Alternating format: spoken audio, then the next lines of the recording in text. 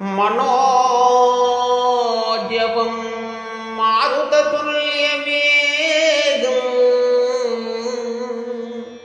జితేంద్రియం బుద్ధిమతాం వరిష్టం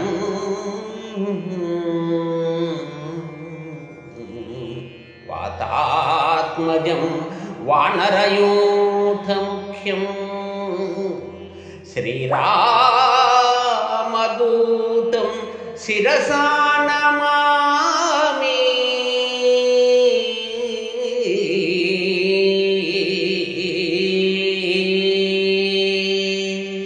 భావం: మనస్సు అంత వేగంగా వెల్లువాడు గాలికి సమానమైన వేగం కలవాడు.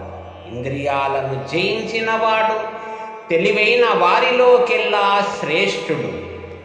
వాయుదేవుని కుమారుడు, వానర సైన్యములో ముఖ్యుడు. అట్టి శ్రీరాముని దూతకు శిరసు వంచి నమస్కరించుచున్నాను.